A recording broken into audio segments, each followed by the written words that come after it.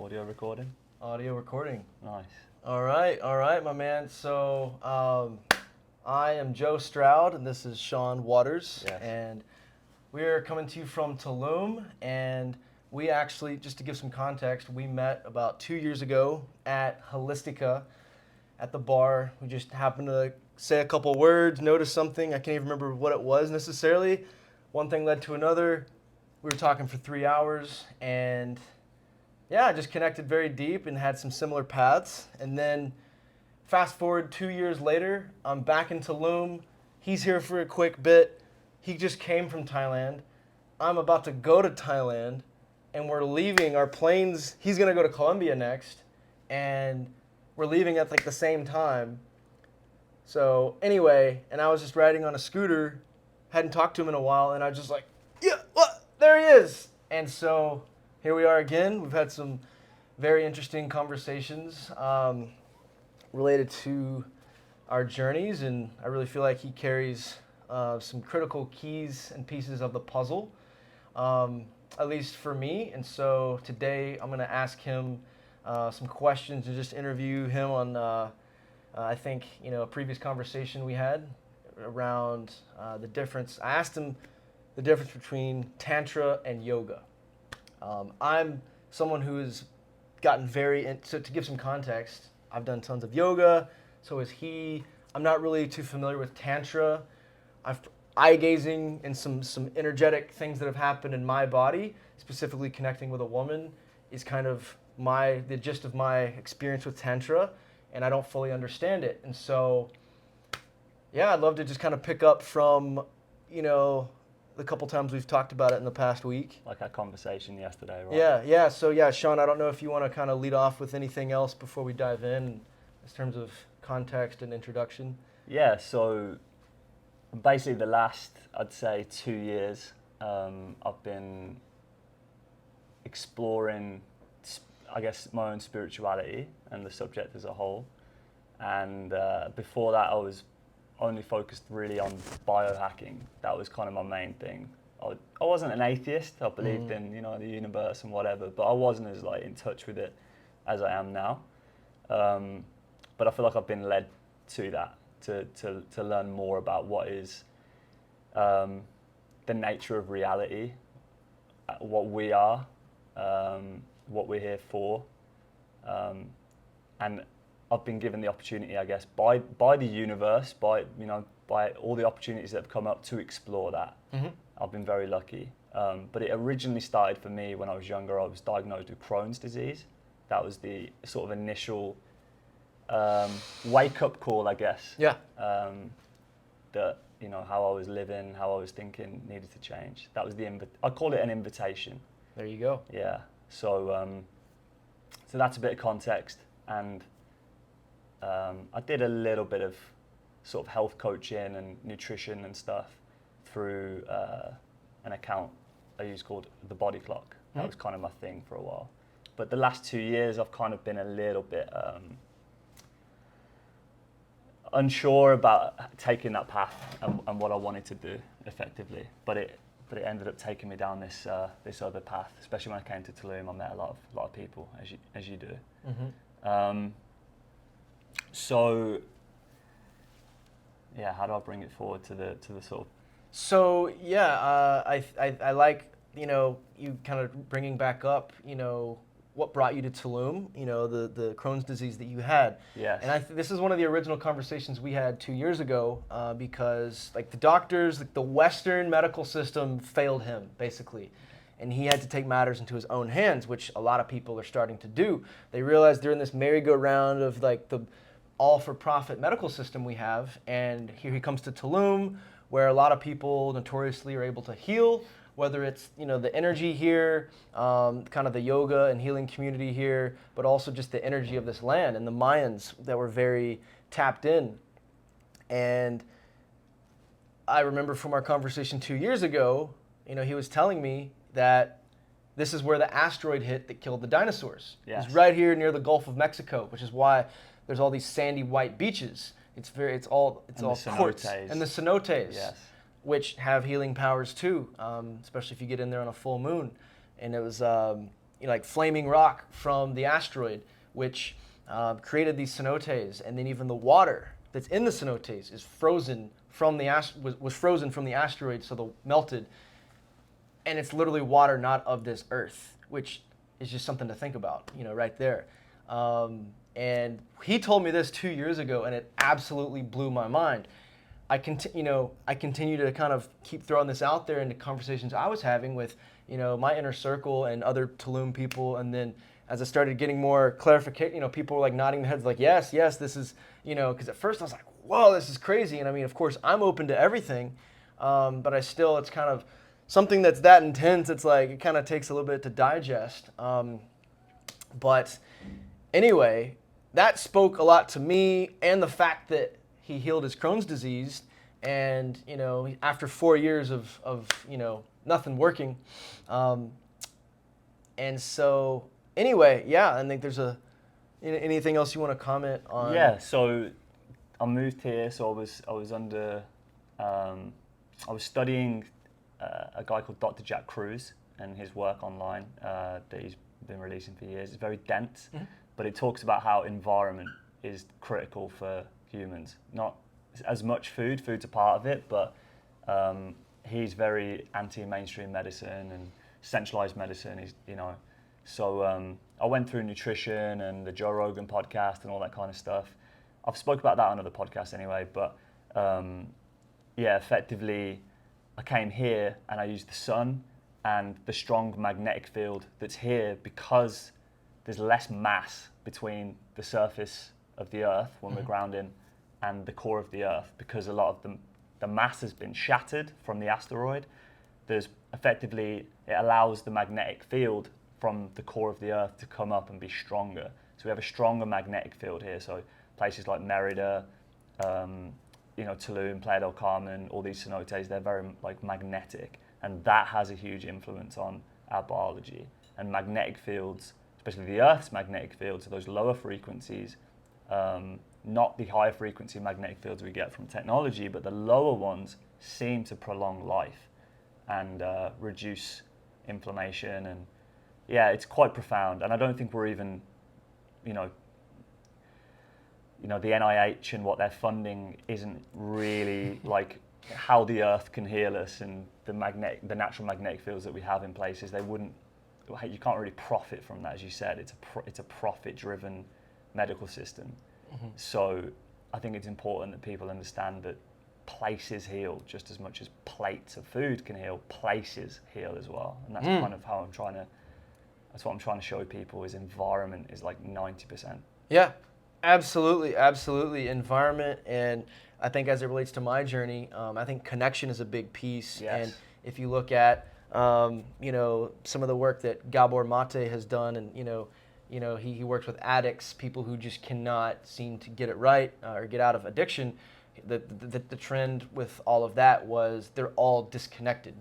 So this is one of the things I keep coming back to, because there's been times I've gotten disconnected and I feel kind of lost, or kind of not in a funk of just not knowing where I'm going, not on my purpose, or my body and my general flow in life is just not sharp, not what it could be. And so whether it's music festivals, dancing, psychedelics, travel, an inspiring woman I'm around, any of these things kind of bring me up, or just tapping into people who have good energy and tapped into with themselves, and then that kind of helps heal me and bring out the best in me. And in the US, in the Matrix, I love all my friends there, and there's some people that no matter how good of a friend we are, there's still elements that I can't tap into them. There's still elements where they're not fully present with me. It's so very subtle. And just tying into how this relates to me, yeah, like I was kind of tapping into that before I came to Tulum, and then I moved to Tulum, and then the top was just kind of blown off of that, and then I got even more connected, and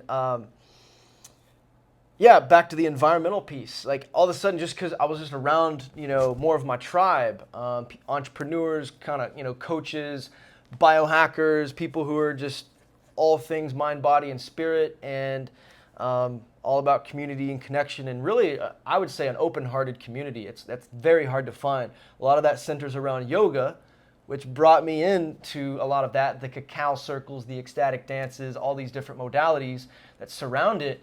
And then so much more magic can happen. It just, you seamlessly seem to find and almost have this magnetic pull towards people who you're meant to meet, that have a piece of the puzzle. I think that's kind of how we met. Yeah. And a lot of, it's kind of how everyone that comes to Tulum, they seem to they meet people just like this. And just kind of to close that loop, I really got hyper connected based on the new environment that I've been in, and it's happened in some of the other countries I've been to in Latin America, Argentina, Costa Rica, Colombia, but it's the strongest here in Tulum. Yeah. And that's a whole nother conversation that we could go off on, but I want to hear a little bit more about Tantra and yoga a little bit, and it's kind of why we're here. It was just such a, an uplifting, activating conversation that we've had, and we're like, fuck, we need to record this. Let's just get you, because I think it was a big piece for me to hear, and I think he had a desire to really get this piece out, because I think it's also a critical piece for him, and we just want to, if this helps one person, I think then this was worth it, and for us, and then for whoever is listening or watching this. So it's kind of hard to remember exactly how I said it yesterday. I think I said it quite well, and I'm trying to sort of like get back to it. But yeah, effectively, I got into yoga, and I started practicing different techniques.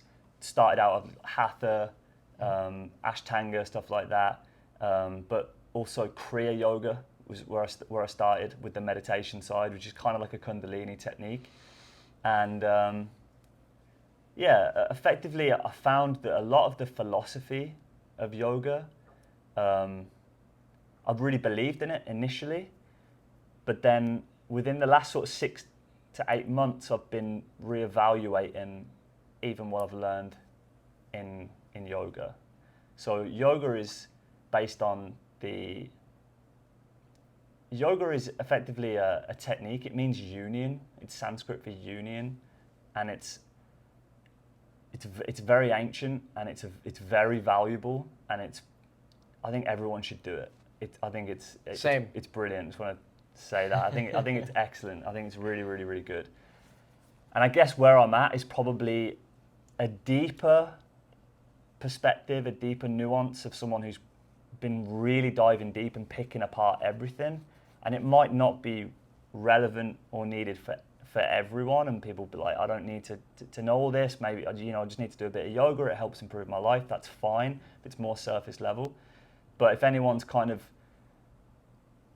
going a bit more existential, a bit more deeper into the nature of yourself, and feeling like yoga perhaps might be repressing, which it can, or feeling not quite free and feeling like the practice has become kind of another, I wouldn't say cage, but it's another thing that we can get kind of obsessed with, or the ego can get obsessed with. So I think I was telling you yesterday that the whole point of yoga is to dissolve the ego, to transcend it. That's what it was kind of created for. In places like Tulum, it often gets criticized from people on the outside for being kind of commercialized spirituality. Like there's a lot of like fake sort of stuff we were talking about. Spiritual ego, just a kind of in the talk of, and this is actually strikes a chord for me in terms of sort of the dark side of spirituality, and why the last 8 months I've also stepped away from a lot of this community just because it's just too much. It was overwhelming. And it's like this thing of, okay, I'm also in a place of, well, let me not throw the baby out with the bathwater. Right. Because I know there's gold nuggets in there. It's done so much for me. It made me a better meditator. It just made me more present, more conscious of my breath. Once, a teacher was just like, okay, inhale, upward dog, exhale, downward dog, on repeat. And it just got me in this thing. and it almost felt psychedelic. It's like I took some acid or smoked some weed or something, and yeah, so it's definitely, you know, medicinal, but yoga can be like a hook to get people in, and it has this pull. So we've also been talking about like contrasted with religion too. I come from a, you know, kind of a Bible Belt evangelical Christian upbringing where it was all forced on me, and it's forced. The word evangelical is like, hey, you have to believe this too. Like, we got to go save all these people so they can get to heaven. Yes. And like, oh, but that comes from this, we're up here, you're down there. Yes. We have this thing, you don't have it. Yes. And then in the spiritual community and yoga, there's that same dynamic, this dogmatic thing. Yes. You also see it in this divine union, divine masculine, divine feminine, king and queen shit. Yes. That, like, yes, it's powerful. There's something there. I've felt it in connecting with a woman, with my body, and with our hearts and our eyes. Like, we go into a portal where it's like, and like time goes out of existence and time slows down. And it's happened to me on multiple occasions recently, and starting about 2 years ago for the first time for me. And it you know, you do tap into something greater. That's a whole nother conversation in and of itself. But back to kind of the dogmatic piece of yoga, and which kind of cleared something out for me. You know, and we've also been talking about how there's dualities in all of this, like the good and evil, the God and the devil, this figure of the dark and the light. And then, you know, what turned on a light bulb for me is in yoga, there's some of that, the fight. Yes. And then tantra, there's really not. And Yes. so I want to hear a little bit more about that. Yeah, so the Bhagavad Gita is the main text, and it's a war. Yeah. Where basically two sets of cousins are going to war with each other. It's a metaphor for the soul, like the higher self, and the ego, and you know, they're the two sides of the family. And it's Arjuna is trying to retake his mind, his body. He's like the soul, and he's the devotee, you know, the yogi who's trying to reclaim. And that's what everyone's trying to do with yoga, is trying to reclaim their body, reclaim their mind, and have the higher self be in control, not the ego. Mm-hmm. It's going to be lost in desire or, you know, any of the other sort of bad things. And the goal is eventually enlightenment, right? Mm-hmm. Complete union. They call it samadhi, you know, the ultimate union, which is basically like a psychedelic experience that you can get from a long time of meditation and removing programs and blocks and everything. And, you know, all the energy moves up the spine, the kundalini, and then out at the top, and then you have these divine experiences, which many people get through psychedelics as well. They kind of shoot up fast and then come back down. With psychedelics, the kind of difference is that they shoot you up in the elevator to the top, show you everything, but then you come straight back down to the wherever chakra you're in. You know, like usually the lower three. Meditation and the path of yoga is a more devotional path, more arduous, more difficult, takes more time, and it's slowly working it up. So you're unlocking your chakras, and then you can exist all the time in that higher chakra. So it's harder, longer, but you get a permanent state of bliss or ecstasy. Without a freedom. substance. Without substance, without needing anything. And that's why a lot of them go live in caves and, you know, go live in ashrams, because they can no longer be a part of society. Because if you live in this chakra, you can no longer be in the matrix. You just can't. You have to. It's actually not safe for you to be in it. That's the truth.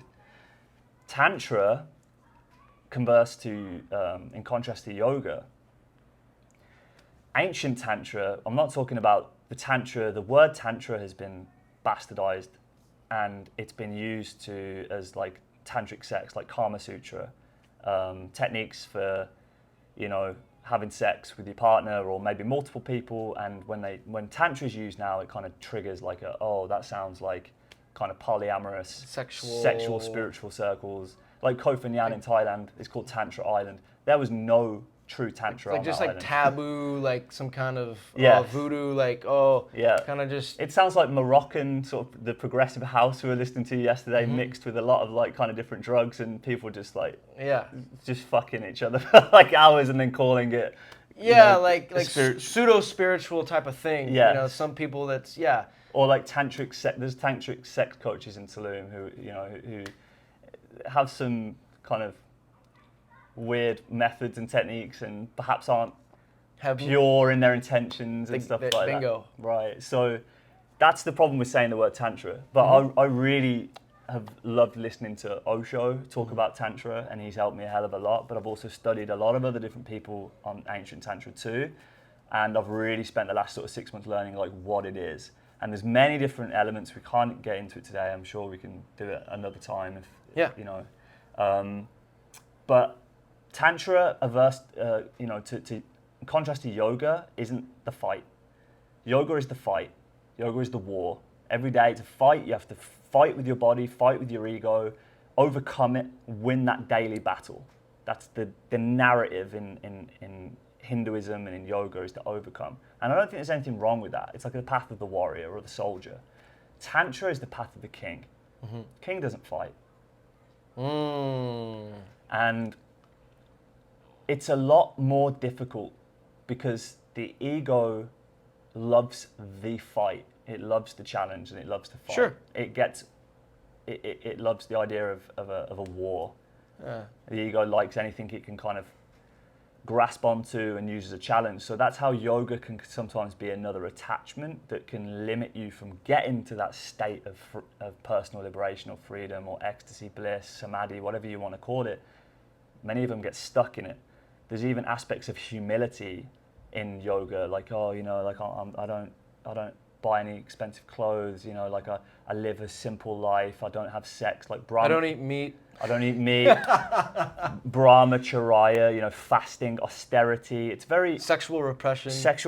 That's basically Brahmacharya is trying to overcome your natural sexual desires, and the idea is that you can mechanically, through say Kundalini, you can mechanically breathe and do certain techniques to kind of pull it up. So you're pulling that sexual energy up. That's the idea, and that's why if you do Kundalini, you can have all these Kundalini experiences. But again, as soon as it finishes, all the way back down.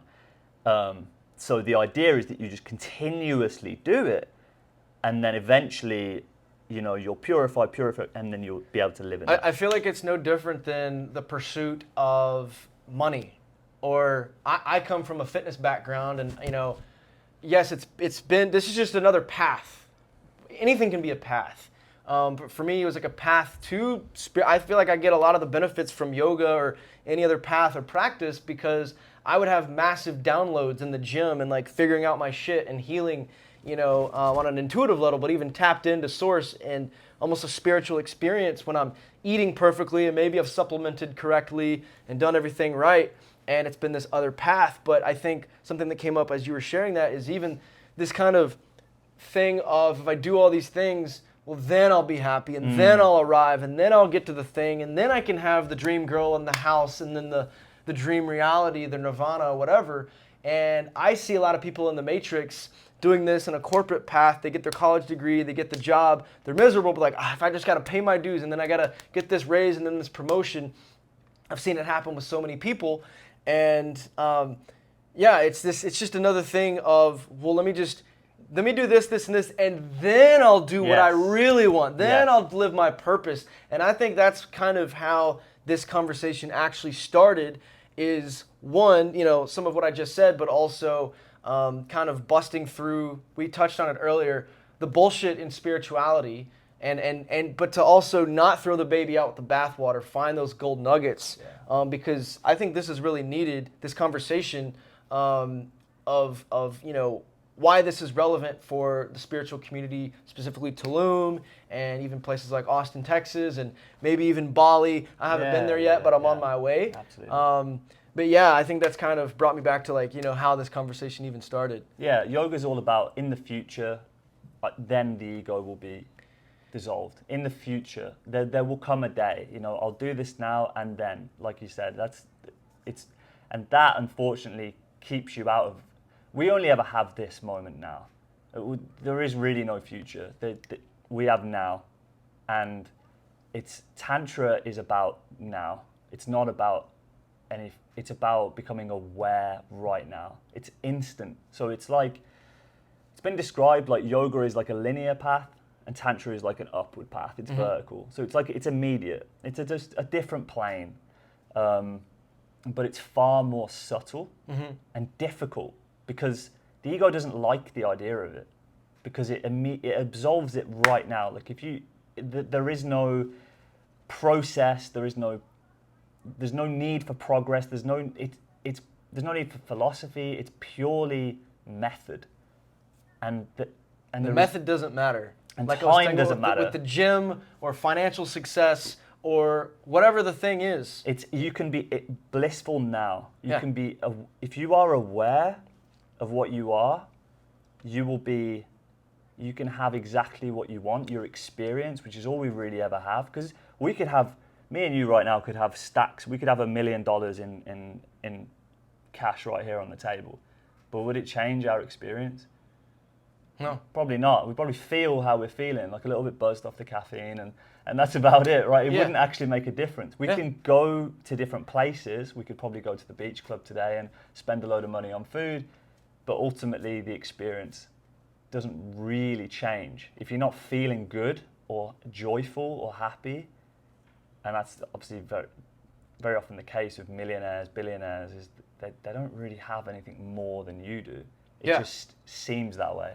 Yeah, absolutely. And I mean, I can relate because, 2 years ago, I was still in a corporate job and I quit and I had significantly more money at the time, was making more, I felt even better, but I wasn't as happy.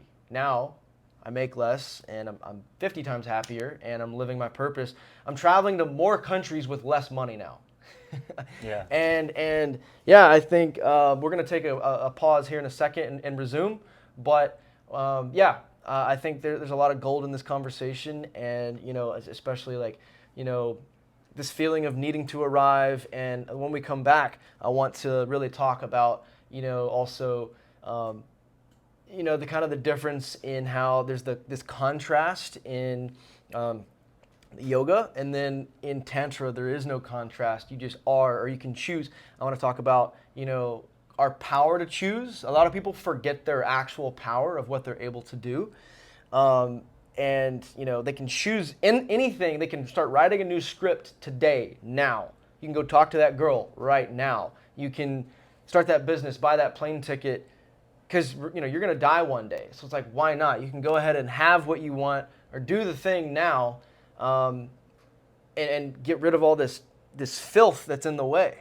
And maybe even tap into a little bit of, if we need to, for context, tap into some of the, I'd like to hear maybe a little bit more on some of the Indian philosophy around some of this and kind of how it's contrasted with the West, and how some of these ideas are still kind of waking up people in the West, but also still being suppressed, and kind of where that meets now in the greater course of where we're going of society as a species. That's and the big as one. Society. And so we're going to take a break here, but we're going to come back and open up some more loops. So thank you.